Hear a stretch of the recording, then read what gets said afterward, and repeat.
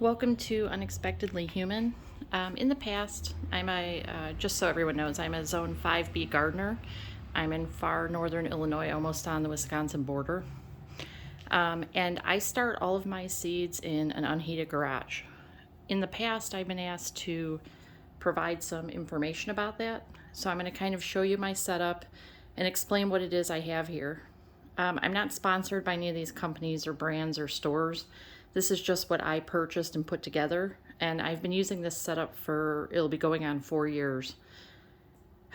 So today is November 4th, 2023, and I'm doing my fall cleanup, so cleaning up the garage, getting ready to clean up the shed.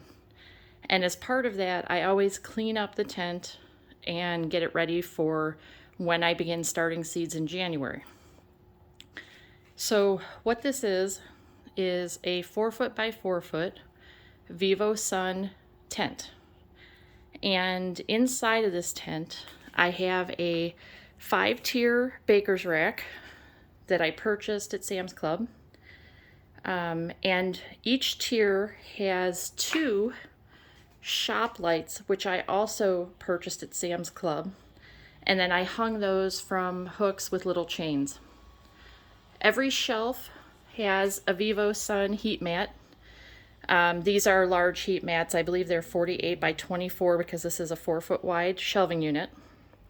And they each have their own individual electrical temperature control.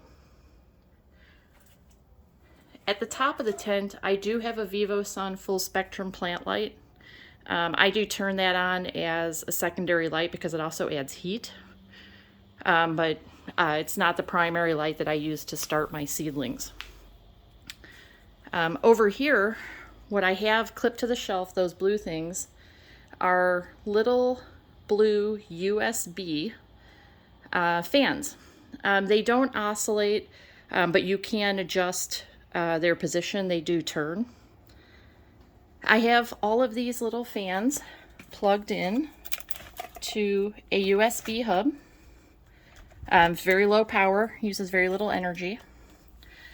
And I also have a small heater, which came from Greenhouse Megastore, that I plug into a thermostat, programmable thermostat. And what I do is I keep this just so that the temperatures in here don't fall below freezing. I basically have it set to 41 degrees, so it will kick on if it falls below 41 degrees in here.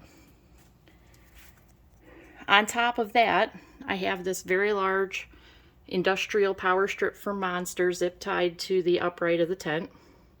And plugged into that, I have a timer for the lights. Now, all the lights are daisy chained together on the shelving rack. The Vivo Sunlight is the only one that's independent, but what I will do is set the timer. When I first start the seedlings, this will be on 24 hours a day. And then as the seedlings get to a certain size, I can adjust that down to 18 hours or 16 hours and so forth. That's the primary setup I use. That's pretty much all you need from a light and heat perspective in an unheated garage. Now, I also happen to have this little cart in my tent. I actually bought this cart at Hobby Lobby. And what's in here is I have a humidifier. And this is essential for if I need to go somewhere, if I'm traveling for work. I will water all my seedlings and then I will fill this and let this run at a very low rate. Just to keep the moisture in the tent. The tent is pretty well sealed. You will get condensation on the sides of the tent, so just be aware of that. I also have, in the event that it gets too moist in here, especially as the plants get bigger and their watering needs increase, a really tiny dehumidifier, which I only run if I have to keep the tent closed up because it's very cold and the moisture in here is very high. Otherwise, I will just unzip the tent part way and let some of that moisture come out naturally. I have a little cup with some plant markers, plant tags, scissors, and then a chopstick. That's what I use to dibble my holes. Some ground cinnamon, just for algae, a small garbage bag. I have this little ceramic dish that I pour seeds into if I'm working with something really tiny. And then down here, I have some concentrated liquid plant foods as well as some water-soluble plant foods. I have some vermiculite to top my seedling trays with. I also have some mosquito bits in the event that I get fungus gnats, but I don't typically have an issue with that. And then at the bottom, I have a little watering can, a towel, and then my mini soil block maker.